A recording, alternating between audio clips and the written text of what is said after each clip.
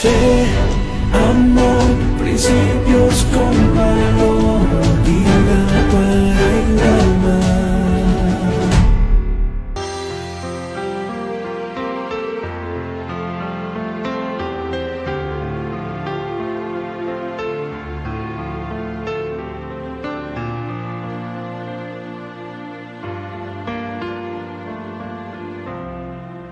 Hola, ¿qué tal? Buenas noches. Ya está usted en su programa Vida para el Alma, aquí en la Bonachona Radio. Estamos saludando a todos nuestros hermanos y amigos que lunes a lunes nos están acompañando, que forman parte de nuestro auditorio en esta producción de Oriente Plus, y con la colaboración y producción de el ingeniero Saigo Branes García, a quien saludamos con mucho afecto.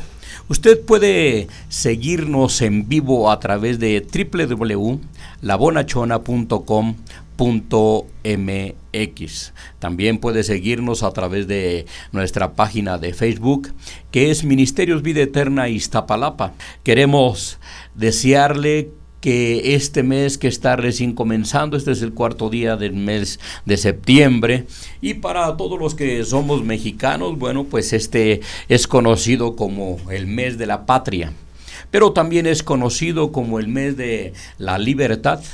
Y bueno, querido hermano y amigo, nosotros como cristianos, formando parte también de este pueblo mexicano, pues nos sentimos muy agradecidos con Dios por las libertades que Él nos ha dado. ¿Sí escuchó usted bien? No estoy hablando de la libertad de forma singular, sino de forma plural. En lo que nosotros llamamos libertad, o lo que nosotros recordamos en el 15 y 16 de septiembre, que es la promulgación de la independencia de México, hay varios aspectos, varias libertades que vienen ahí intrínsecas, y de ello estaremos hablando durante este mes. Hemos intitulado a este mes precisamente el mes de la libertad, dando por entendido que el gran libertador es Dios a través de la persona de nuestro Señor Jesucristo. Y para ir entrando en materia, hermanos y amigos, queremos hablar esta noche de una manera muy particular, de algo que pues todos los mexicanos, unos más, otros menos, creemos que tenemos, que es precisamente libertad política, y cómo esta libertad política fue poco a poco dando entrada a las otras libertades de las que iremos hablando. Para ir entrando en materia en este tema que hemos intitulado La libertad que nos lleva a Cristo, quiero compartir con ustedes, como siempre, un pasaje de la bendita palabra de Dios. He de leer en la carta a los Romanos. En la carta a los Romanos he de leer en el capítulo 8, el versículo 21. Porque también la creación misma será libertada de la esclavitud de corrupción a la libertad gloriosa de los hijos de Dios. Queridos hermanos y amigos, cuando Dios creó al hombre, lo creó libre. Cuando Dios creó al hombre, lo creó pleno. No puso en él atadura ninguna. ¿Cómo es que al devenir del tiempo, al devenir de los años, de los siglos, nos encontramos nosotros, los que vivimos en este tiempo, en esta época, a leer en la historia cómo casi desde siempre ha habido esclavitud? Ha habido quienes, sintiéndose más fuertes o más poderosos, o tal vez protegidos por conocimiento o por dinero, inclusive por las propias leyes humanas, han subyugado y han esclavizado a sus semejantes. Déjeme decirle que esta es una de las tremendas consecuencias del pecado. En la medida que el ser humano se fue apartando de Dios, en la medida que el ser humano fue dejando de tener comunión, comunicación y temor a Dios, esto se fue acrecentando. Por eso es que en varios momentos de la historia humana vamos a encontrar situaciones muy crudas. Ya desde las edades tempranas podemos ver claramente, por mencionar algunos ejemplos, cómo los egipcios esclavizaron a los hebreos, cómo entre pueblos unos a otros, particularmente allá en el Medio Oriente, en donde inicia la historia de la raza humana, unos a otros estaban siempre en constante guerra porque querían disponer de sus territorios, querían disponer de sus personas, querían disponer de sus construcciones, y entraban en estas guerras, y quienes vencían hacían esclavos y tributarios a los vencidos. Pero repito, todo esto ha sido consecuencia de la maldad y el pecado que ha ido reinando en el ser humano. Y podemos avanzar en la historia, queridos hermanos y amigos, y de pronto podemos encontrarnos por ahí en los años 1500 de nuestra era. Por ahí entre los años 1400, 1500 de nuestra era, podemos encontrarnos en lo que nosotros conocemos la conquista que los españoles hicieron sobre el pueblo mexica, sobre el pueblo azteca, y que vinieron muy diferente, querido hermano y amigo, a lo que en ocasiones leemos. Cuando nosotros leemos parte de la historia de esta conquista que hicieron los españoles sobre los mexicas, sobre los aztecas y otros pueblos, regularmente pues en los dibujos vemos gente pues muy bien vestida, gente aparentemente pues de alta alcurnia, de altos conocimientos, pero déjeme decirle que la verdadera historia es tristemente todo lo contrario. Regularmente los países del viejo mundo, como que se conocía la parte de Europa principalmente, enviaba a sus expediciones de este tipo que culminaron con la conquista de América, enviaba a lo que ellos llamaban proscritos, es decir, gente que ni aún era aceptada en las cárceles y mucho menos en la sociedad, en especial de lo que era España, de los siglos XV, de los siglos XIV. Mucha gente de este tipo, gente que había robado, gente que había matado, gente que ya no era deseada por la sociedad, se aventuraba entonces en este tipo de eventos, inclusive gente que había sido condenada total. Si morían en la expedición, si morían en el viaje, no importaba, porque era casi como también una forma de sentencia. Y bueno, este fue el tipo de personas que vino a conquistarnos a México, y que no teniendo, desde luego, siendo gentes pues con una conciencia ya trastocada, una conciencia falta de amor por el prójimo, llegaron y se abalanzaron sobre un pueblo que pues también la historia lo presenta como un pueblo un tanto cuanto retrógrada, un tanto cuanto sin muchos avances. Si bien en parte es cierto esto, queridos hermanos y amigos, también es bueno decir que no del todo, porque quien se meta de manera muy particular a estudiar la historia de los aztecas, de los mexicas, la historia de todos estos pueblos, van a quedar sorprendidos con muchas de las cosas que tenían inclusive como leyes. El hecho de que los aztecas y los pueblos circunvecinos fueran gente que adorara al sol, que adorara la lluvia, que adorara todas estas cosas. Lo único que manifiesta es que eran gente que adoraba cosas diferentes a las que se adoraban en Europa. Pero si usted también tiene tiempo y atención y empieza un tanto cuanto a leer por ahí la historia de Europa, aún desde muy temprana edad, había gente, sobre todo en la mitología griega.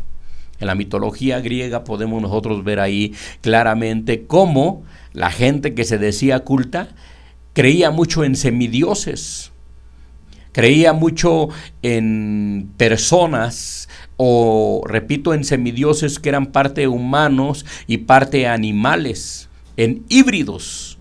Por eso es que no podemos llamar del todo retrógrada al pueblo azteca por tener otras formas de creer. Sencillamente era una forma politeísta diferente a la que se conocía en América. Pero de lo que estamos hablando entonces es que llega este tipo de gentes, en especial españoles, aquí a América, ¿verdad? Y conquistan al pueblo. Pero juntamente con esta conquista social, esta conquista política, queridos hermanos y amigos, hacen otro tipo de conquista, una conquista ideológica, una conquista filosófica, pero también una conquista religiosa. Y ahí es donde quiero invitarle a que centremos nuestra atención. Esta conquista filosófica, social y religiosa fue muy tendenciosa, porque lo que se buscó es que no tan solo en el aspecto social y político esta gente subyugara a el pueblo mexica, al pueblo azteca, sino aún en su misma esencia, en su misma ideología, lograron conquistarlos imponiendo una nueva forma de creer que fue el catolicismo. No obstante, queridos hermanos y amigos, la misma historia también nos comenta, nos ofrece información de que ya desde los siglos XVI y XVII había pequeños grupos de lo que el clero y el catolicismo llamaban protestantes, ¿sí? Usted sabe que este término, el término protestante, surge allá con Martín Lutero en la Alemania, ¿verdad? Por el hecho de que Martín Lutero, quien era un padre, un obispo de la Iglesia Católica, ¿verdad? Un líder religioso de la Iglesia Católica, de pronto tiene mucho acercamiento a las Sagradas Escrituras y entonces se da cuenta que lo que se enseñaba era muy distinto de lo que estaba escrito en el Sagrado Libro, y entonces escribe sus tesis, y él, pues en esas tesis, escribe muchas cosas en las cuales estaba en contra de lo que el clero y la Iglesia Católica estaban enseñadas, y entonces por eso le pusieron el protestante, porque estaba protestando. Luego entonces ese mismo término, por ahí de los siglos XVI y XVII, también se le fueron dando a pequeños, muy pequeños grupos que difícilmente podrían crecer. La razón es que el clero, la Iglesia Católica, no permitía, so pretexto de que estaba aunada al gobierno y que muy difícilmente se podía ver cuál era la separación entre el Estado y la Iglesia, entonces tenían oportunidad de subyugar otra forma de credo, manteniéndose como absolutos. Pero, queridos hermanos y amigos, siempre ha habido presencia de otras formas de creer en todos los tiempos. Y bueno, ya adentrándonos de una manera más profunda y centrada en nuestro tema, tenemos que decir que juntamente con el asunto de la independencia, que después de 300 años, 310, 320 años, de esclavitud que los españoles estuvieron ahí ejerciendo sobre la nación mexica, ¿sí? Viene entonces este punto en el cual estamos hablando de la independencia. Pero juntamente con esta independencia social y política viene también, y lo que nosotros llamamos libertad, viene también otra libertad. Juntamente con la libertad social, con la libertad política, viene también la libertad de creer de otra manera o de creer bajo otra entidad religiosa que, aunque no empezó a notarse de manera primaria, ya tenía sus primeros brotes. Y bueno, fue así como empezó a haber otras formas de creer, que ya no fue tan solo el catolicismo, sino también el protestantismo. Y bueno, quiero compartirle esta parte. Dice: en México existió presencia de cristianos que no eran católicos desde el siglo XVI o XVII. Ya varias veces se habían pronunciado, pero no había la oportunidad de hacerlo de manera formal, porque siempre estuvieron el clero y el Estado subyugando cualquier intento de manifestación de estos pequeños grupos. Luego entonces lo que queremos, hermanos y amigos, reiterar es cómo, juntamente con la independencia de México, empieza a haber una oportunidad para que, al igual que en otros lugares, también en México la gente tuviese la oportunidad de creer de manera libre, de manera sincera y de manera espontánea en otras formas, en otras, llamémosle por así, entidades religiosas. Bien, quiero hacer un pequeño espacio aquí y quiero invitarle para que escuchemos un cántico que habla precisamente de libertad. Y decía yo al principio que el gran libertador es Cristo. Expone esta propuesta musical Juan Carlos Alvarado. Libre,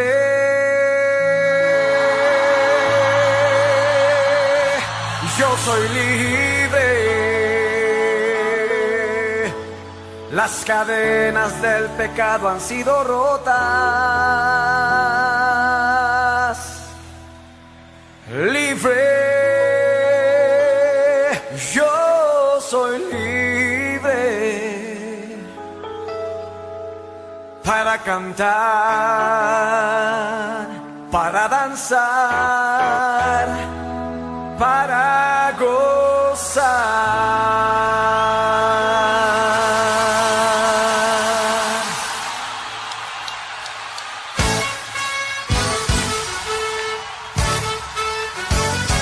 ¿Cuántos son libres esta noche para gozarse? Libre, yo soy libre. Las cadenas del pecado han sido rotas. Libre,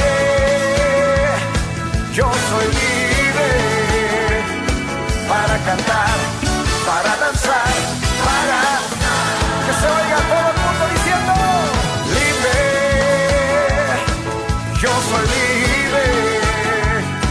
Las cadenas del pecado han sido rotas. Libre, yeah, yo soy libre. ¿Para qué, mi hermano?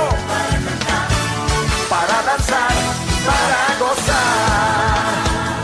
Bueno, hermanos, estamos hablando de las libertades en este mes de la libertad, de las libertades que podemos tener como mexicanos, pero también de las libertades que ahora también podemos tener como cristianos, como la Iglesia de Cristo. Todos nosotros sabemos que fue aproximadamente por ahí del año 1821, después de 11 años de grandes batallas, de cruentas batallas, ¿verdad?, entre diferentes grupos ideológicos, políticos y demás, que se logró la independencia de México. Bueno, y no tuvo que pasar mucho tiempo, más o menos de ahí de los años 1821 a los años 1840, 1860. Le decía yo antes del corte que ya había brotes de pequeños grupos, de pequeñas células que no pertenecían al clero, que no pertenecían a la Iglesia Católica, sino que pertenecían a otras formas de credo, es decir, lo que nosotros conocemos como la Iglesia Protestante o la Iglesia Evangélica. Hay algunos datos que nos hablan precisamente de que James Thompson, él era un escocés. Él fue enviado precisamente por la Sociedad Bíblica para poder apoyar y poder agilizar y poder facilitar, en este caso, la llegada de Biblias, de Nuevos Testamentos a estos pequeños grupos, para que entonces ellos tuviesen la oportunidad de poder leer y entender la bendita palabra de Dios. Usted y yo sabemos cómo durante mucho tiempo, inclusive, yo no sé si nos esté escuchando gente que tenga actualmente 70, 80 o 90 años, pero por muchos tiempo, no hace muchos años, por eso hablaba de estas edades, en muchas de los templos católicos todavía se realizaba la misa en latín, y el común de la gente no entendía lo que se hablaba. ¿Cómo podían decir sí o no a lo que se escuchaba? Esa es una de las razones por las que este escocés empezó a traer literatura, Biblias especialmente, pero en un lenguaje la gente pudiese entender, que pudiese leer, y al leer pudiese saber qué es lo que estaba leyendo. Y bueno, esto fue provocando que ya llegado el tiempo en el cual el presidente Juárez, estamos hablando ya por ahí de los años 1850, 1860, el presidente Juárez edita lo que todos nosotros conocemos como las leyes de reforma. Las leyes de reforma, queridos hermanos y amigos, entre otros asuntos, intentaban pues darle dirección a varios aspectos en donde, como dije al principio, no había una separación entre la Iglesia y el Estado. A conveniencia de uno o de otro, participaban en los asuntos de la nación que apenas se estaba manifestando como independiente. Es decir, que en ocasiones el clero salía a dar su punto de vista respecto de alguna ley, o viceversa. En ocasiones el gobierno intentaba subyugar a el clero.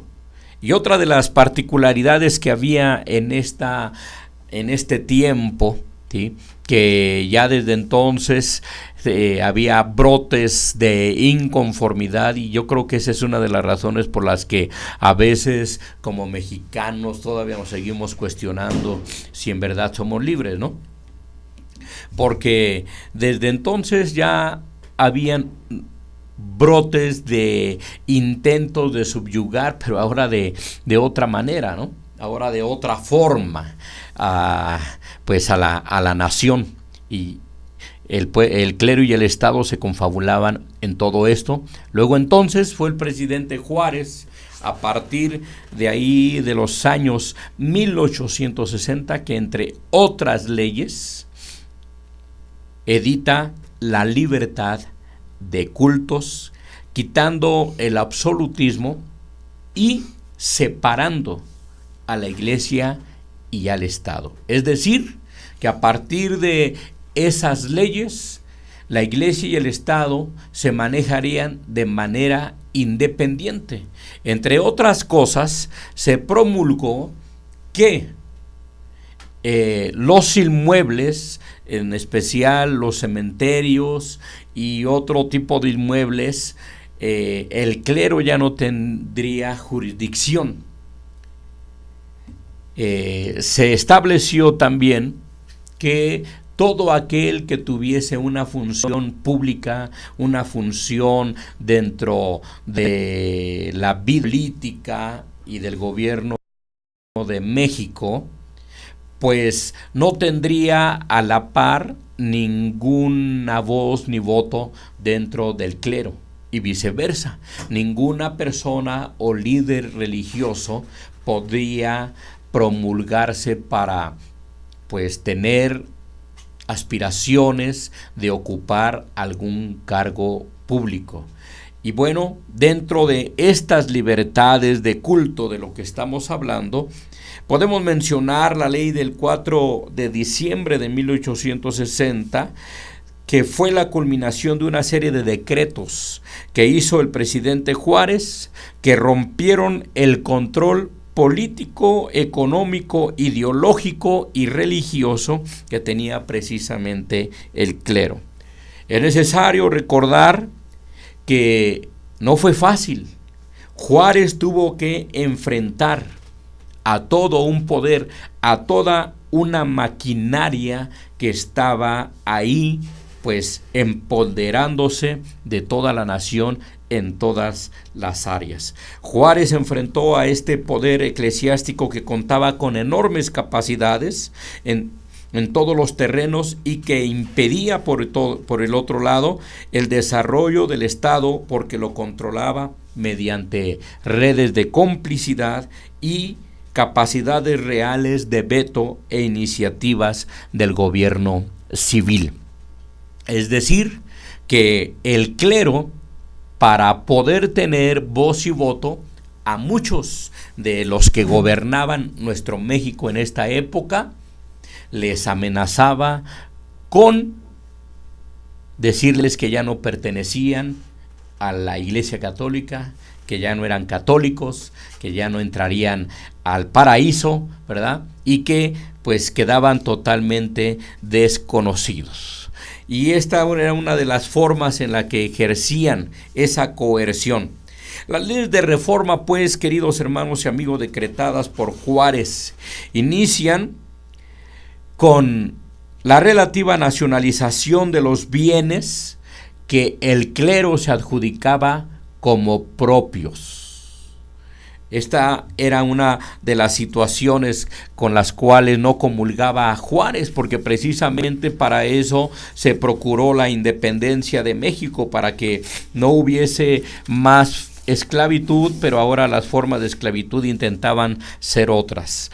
Días después, el 31 de julio, Juárez emite el decreto que establece el cese de toda intervención del clero en los inmuebles, de manera especial los cementerios, camposantos.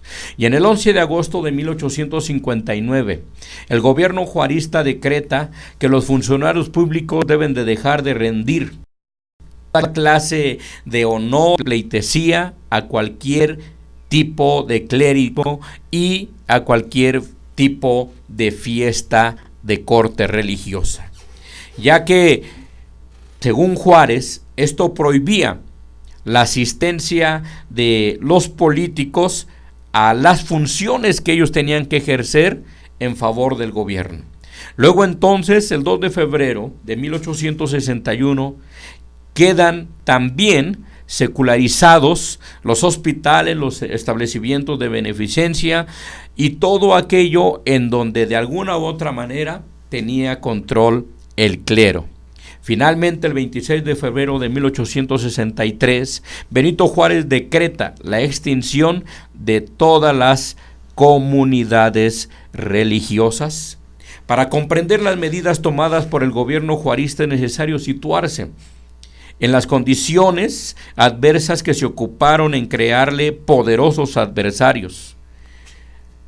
La situación que enfrentaba Juárez no fue algo sencillo. Él se estaba enfrentando repito, a toda una maquinaria que no era en ningún sentido débil, sino que le presentó una confrontación la cual él sabía que era inevitable ante la decisión del poder conservador e independiente de las directrices eclesiásticas. La Iglesia Católica era un poder económico y político y por supuesto religioso que controlaba la vida de los ciudadanos desde su nacimiento hasta su muerte. Dejar fuera del análisis esta realidad nos llevaría, queridos hermanos y amigos, a perder objetividad en lo que intentamos mencionar, como a la par de la libertad social y política, lo que de la mano de Dios venía era dar oportunidad también al ser humano para que de manera libre y espontánea pudiese tomar decisión en otras formas de creer. El pasaje que yo leí habla precisamente de cómo Dios, que creó al hombre libre, está interesado en que éste permanezca libre. Y una vez, queridos hermanos y amigos, que por la maldad y el pecado del ser humano, unos a otros se han esclavizado, Dios ha tenido que intervenir. Y de tiempo en tiempo ha llevado, como es el caso de México, a dar oportunidad a los pueblos que se liberen del yugo que les esclaviza, condena. Como decía esta parte que le leí, en muchas ocasiones de gente que tiene controlada desde su nacimiento toda su vida y aún su muerte, y en dónde ha de quedar aún el cuerpo después de muerto. Quiero compartir también con ustedes que estas leyes, las leyes de Juárez, las leyes de Reforma, entonces, dan oportunidad, queridos hermanos y amigos, para que las células o los pequeños brotes de cristianismo puro o protestantismo, como usted les quiera llamar, porque así se les denominaba en aquel entonces, empezaran a tener la oportunidad de salir a la luz, y no tan solo esto, sino que también tuviesen legalidad. Es así, queridos hermanos y amigos, como inicia el grande beneficio que viene para México desde la temprana edad de los años 1860, la oportunidad para que el evangelio, para que el cristianismo puro empiece a correr por todos nuestros espacios mexicanos. Y entonces, el 4 de diciembre de 1860, se permite a las células mencionadas salir a la luz pública, se les reconoce con legalidad para desarrollar sus actividades y se les abre la posibilidad de diversificar esta forma de creer en el país en cuanto a la elección de los ciudadanos. Es decir, que ahora cada mexicano y cada mexicana tiene la oportunidad de elegir su orientación religiosa, su entidad religiosa, que no necesariamente tendría que ser como en otrora. La única posibilidad que había era de ser católico. Ahora se abre el panorama, se abre la oportunidad para que toda aquella persona que quiera tener otra forma de creer pueda hacerlo. Desde luego que hubo muchos ataques conservadores a Juárez, quien favoreció mucho lo que se llamó en su momento el protestantismo. Y mucha gente intentó echar abajo esta creciente pluralidad religiosa que juntamente con ella traía la oportunidad de que el verdadero evangelio pudiese llegar a todos los mexicanos y a todas las mexicanas. De hecho, en alguna ocasión se dice, Justo Sierra hace mención de que Juárez hizo esta declaración: desearía yo que el verdadero cristianismo se mexicanizara conquistando a los indios. Los indios necesitan una religión que les ayude a leer y a desarrollarse. No necesitan una religión que tan solo les obligue a gastar en veladoras, decía Juárez. Lo cierto es que el protestantismo, que ya estaba en desarrollo en México, aunque de forma incipiente, cuando Juárez decreta la libertad de cultos, empieza a crecer de manera muy, pero muy importante, queridos hermanos y amigos.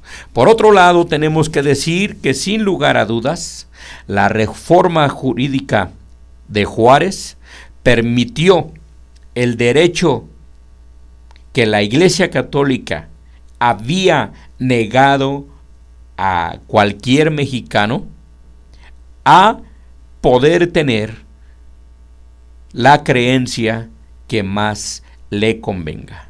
El de Juárez fue un acto de democratización para que cada persona crea de manera libre, de manera espontánea, de manera consciente en lo que mejor le convenga. También tenemos que decir, hermanos y amigos, que en esta libertad de cultos hay garantías, y eso es lo que queremos como último hacer resaltar. Esta parte difícilmente se habla dentro de la independencia, cuando se celebra la independencia de México, cuando se habla de las libertades, difícilmente se habla de estos temas. Regularmente, usted estará de acuerdo conmigo que siempre cuando hablamos de la independencia, pues hablamos de lo que lograron Miguel Hidalgo, que desde luego tiene su honra, de lo que logró Morelos, de lo que lograron Josefa Ortiz de Domínguez, de lo que logró Nicolás Bravo, de lo que lograron los insurgentes y toda la gente que estuvo involucrada, hermanos y amigos, en la independencia de México, desde luego que tiene su mérito. Desde luego que siempre reconoceremos y estaremos agradecidos con todos aquellos que nos dieron esa libertad, porque de alguna u otra forma fueron los instrumentos que Dios quiso utilizar, porque Dios tenía planes para que México conociera el verdadero evangelio, y entonces con la independencia mexicana vino como consecuencia también las libertades de culto, y estas libertades entonces ahora están garantizadas. Conocemos el artículo 24. Yo le invito a usted para que, si tiene a la mano alguna constitución, o ahora a través de la internet podemos hacerlo, usted se dé el tiempo para leerlo. Ahí es donde está garantizado que cualquier persona, cualquier mexicano, cualquier individuo que esté en el terreno mexicano tiene la libertad de profesar cualquier creencia religiosa y de practicar el culto que a ésta corresponda. Podría decirse que en México tiene vigencia la libertad religiosa. No obstante, también tenemos que reconocer que sigue habiendo en algunos lugares de nuestra patria hostigamiento. Es importante decir que en algunos lugares como que esta libertad no puede ser vista realmente del todo. De tal manera que ha habido la necesidad de establecer ciertos tipos de leyes. Por decir alguna, ¿sí? En 1859 y 1860, mediante las leyes de reforma, la libertad de conciencia en México ingresó de manera formal. Es decir, que México ingresó formalmente en el camino del reconocimiento de que todo individuo puede libremente profesar la creencia religiosa que más le agrade. En ello va implícito también el derecho de no profesar religión alguna si éste no lo quiere. El constituyente de 1916 estableció este principio con absoluta claridad. Sin embargo, impuso la libertad religiosa. Así, de acuerdo con el artículo 24 de la Constitución, el culto religioso solamente puede llevarse a cabo en los domicilios particulares y en los templos. El carácter público solamente en estos últimos. De manera que ha quedado prohibido, o durante mucho tiempo quedó prohibido el llamado culto externo. Es decir, que al principio de los años 1860 no había oportunidad de realizar actividades cultuales al aire libre, pero aún esto, queridos hermanos y amigos, ha ido cambiando. Durante los años que nos separan de los 1860 a los años 2017, que estamos ya contando 200 años de la independencia, ha ido habiendo avances y hoy en día cualquier persona, cualquier entidad o grupo religioso o asociación religiosa tiene la oportunidad de manifestarse. Por eso es que qué importante que nosotros, queridos hermanos y amigos, estemos agradecidos con Dios, porque en Él están todos los tiempos. Dice su bendita palabra que nada sucede debajo del sol si no es su voluntad, que ni aún un cabello cae o la hoja de un árbol tampoco cae si no es su voluntad. Entonces no debe extrañarnos que nosotros libremente podamos decir que en su momento Dios utilizó a los instrumentos que Él juzgó necesarios para que México pudiese lograr su independencia y juntamente con esa independencia poder tener leyes propias que le regularan en todos los ámbitos y favorablemente para el individuo tener esto que conocemos como las leyes de reforma o la libertad de culto, para que cada persona tenga la oportunidad de manera libre y espontánea de creer en lo que quiera.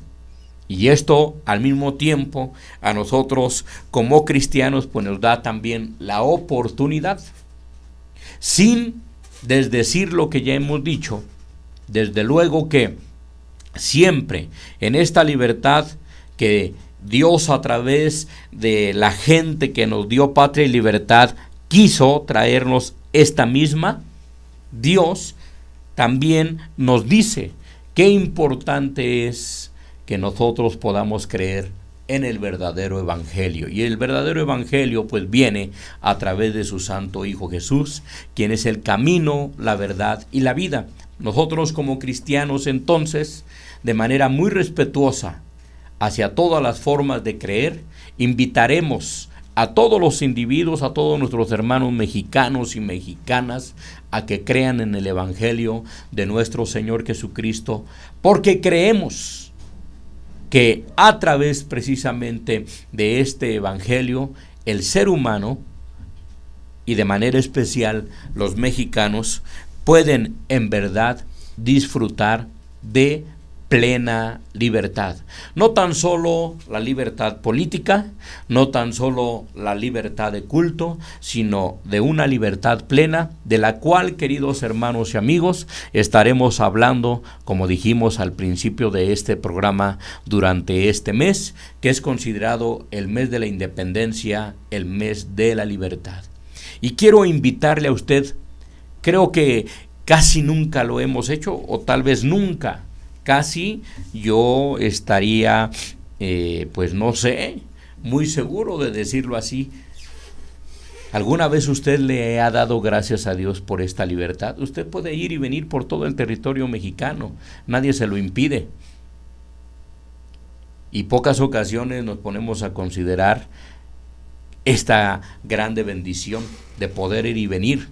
Usted puede tener el trabajo que quiera, usted puede estudiar lo que usted quiera, usted puede ir a vivir donde usted quiera, usted puede casarse con la persona que usted quiera, ¿sí?, dentro de los parámetros que la ley humana y divina nos establecen.